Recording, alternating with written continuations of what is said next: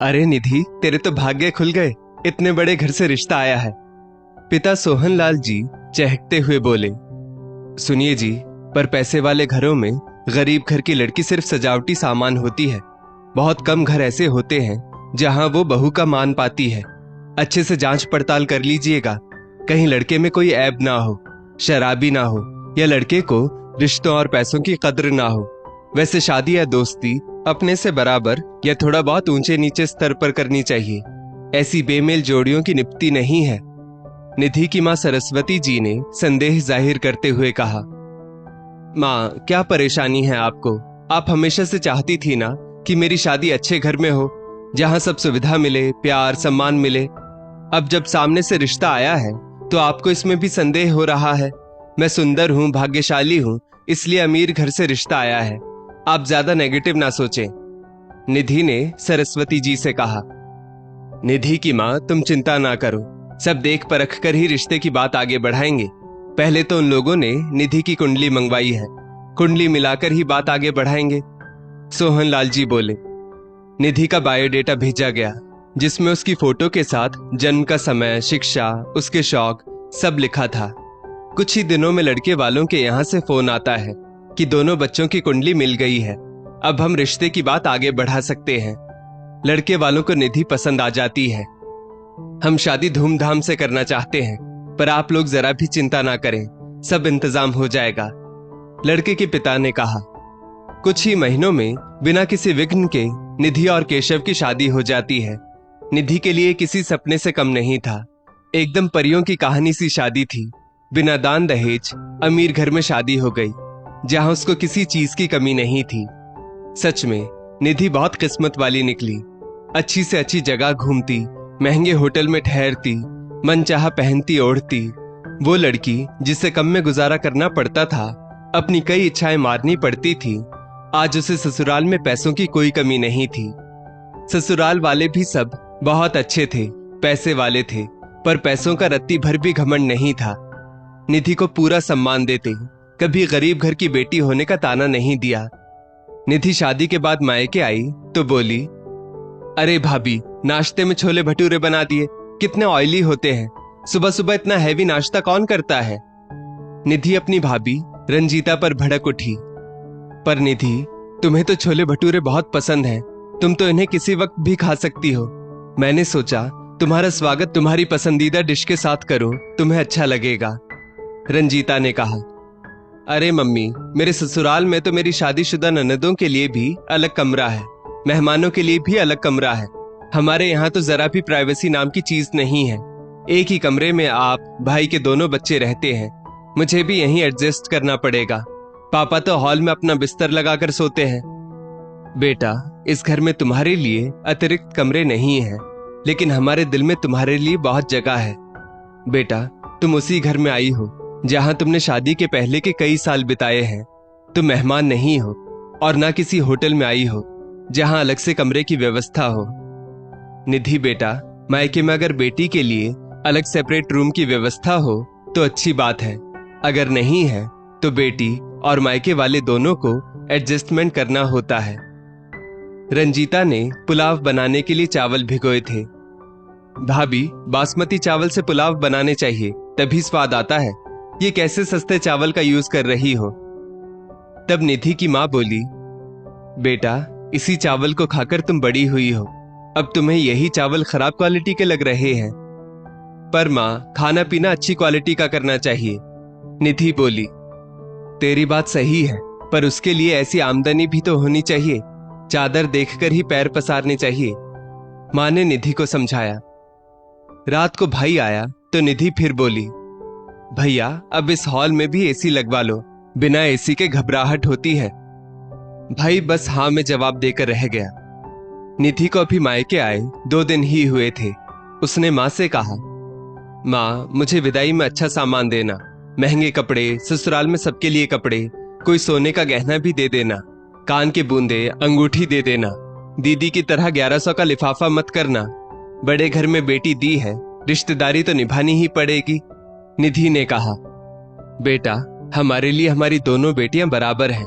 जितना नेक बड़ी बेटी तनु को देते हैं, उतना ही तुम्हें देंगे। किसी को कम ज्यादा नहीं, इससे मनमुटाव आ जाता है। पर ससुराल में मेरी क्या इज्जत रह जाएगी? निधि गुस्से में बोली। भाभी, भैया से कहकर इस दिवाली घर की मरम्मत तो करवा लो, नए सोफे ले लो, एसी लगवा लो, किचन में चिमनी लगवा लो, और भाभी आप भी थोड़े अच्छे कपड़े पहना करो।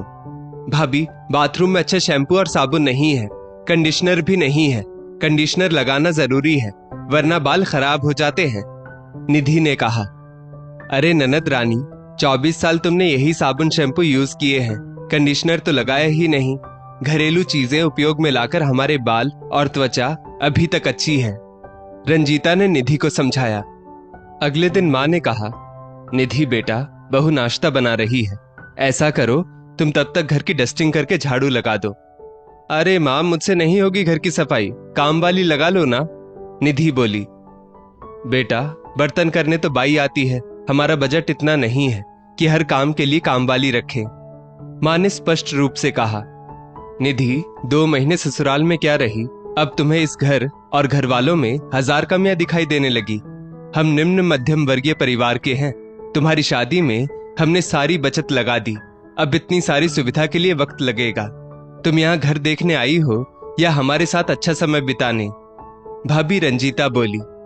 मैं तो आना ही नहीं चाहती थी, पर रिवाज है, आना पड़ा, वरना ससुराल वाले कहते मायके में बहू की कोई कद्र नहीं है। निधि की बात सुनकर सब सन्न रह गए।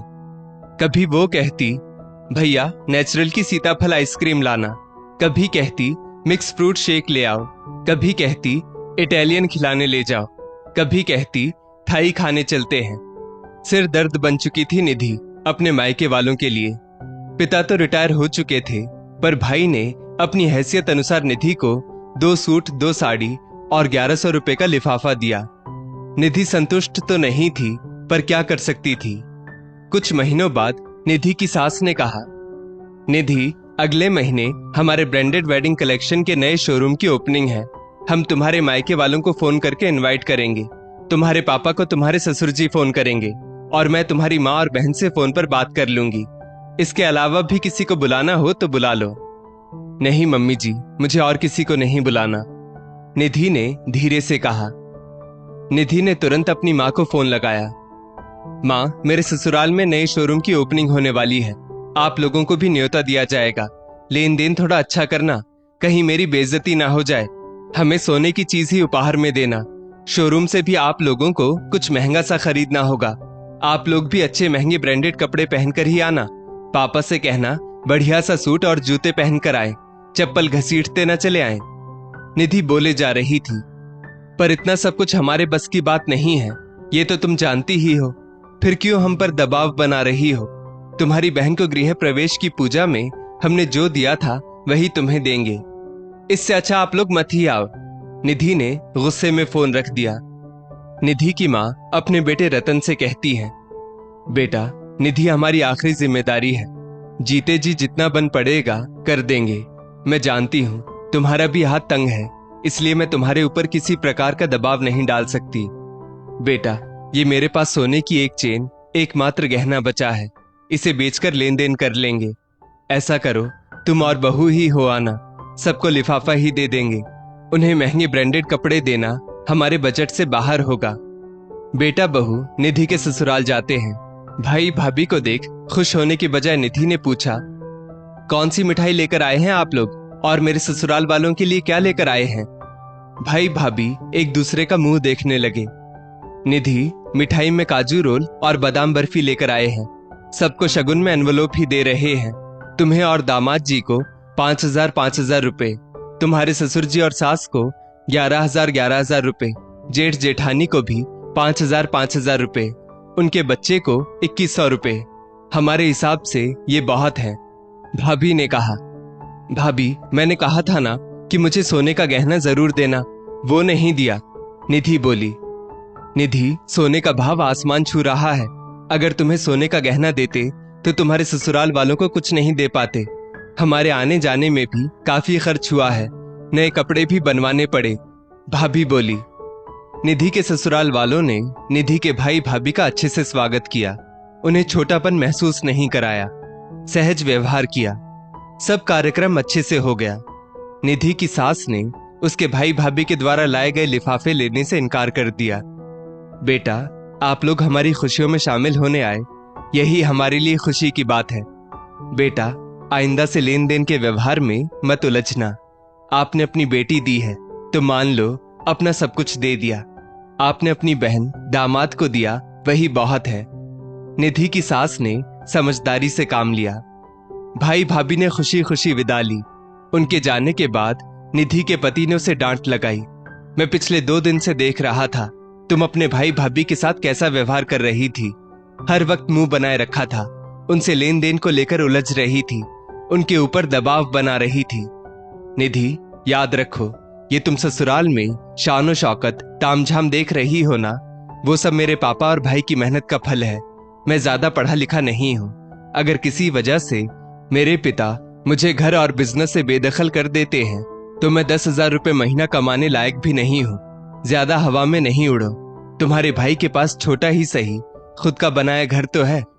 आज की डेट में 40,000 रुपए महीना कमा तो रहे हैं। हमारे यहाँ पैसा देखकर तिलक नहीं करते, सबको दिल से स्वीकार करते हैं। आशा है तुम भी जमीन से जुड़ी रहोगी और आइंदा से अपने मायके वालों पर किसी भी प्रकार का दबाव नहीं डालोगी, क्योंकि इससे हमारा मान ही घटेगा। निधि की जेठानी आस्था ने भी निधि को समझाया। निधि, मैंने तुम्हें अपनी छोटी बहन माना है, इसलिए कह रही हूं, तुम नसीब वाली हो कि तुम्हारे मायके वाले तुम्हारी खुशियों में शामिल होने आ सके। मेरे यहां से तो कोई नहीं पहुंच सका, क्योंकि सब यूएस में रहते हैं। मेरा मायका अमीर है, पर सुख दुख में हमेशा चाहकर भी साथ खड़े नहीं हो पाते। मायका मायका होता है, चाहे अमीर हो या गरीब। जो सुकून मायके में मिलता है वो अमीर ससुराल होने पर भी नहीं मिल पाता। इसलिए अपने मायके वालों की कद्र करो। पति की डांट और ससुराल वालों के समझाने से धीरे धीरे निधि के व्यवहार में परिवर्तन आने लगा। दोस्तों, अगर गरीब घर की बेटी बहू बनाकर लाते हैं तो ससुराल वालों को समझदारी दिखानी चाहिए। बहू के मायके वालों को सहज महसूस कराना चाहिए। बेटियों को भी ससुराल और मायके की आर्थिक स्थिति की तुलना नहीं करनी चाहिए। इस स्टोरी को लेकर आपकी क्या राय है, नीचे कमेंट करके जरूर बताइएगा। और ऐसी ही और भी बेहतरीन वीडियोस के लिए हमारा पेज जरूर फॉलो करें। धन्यवाद।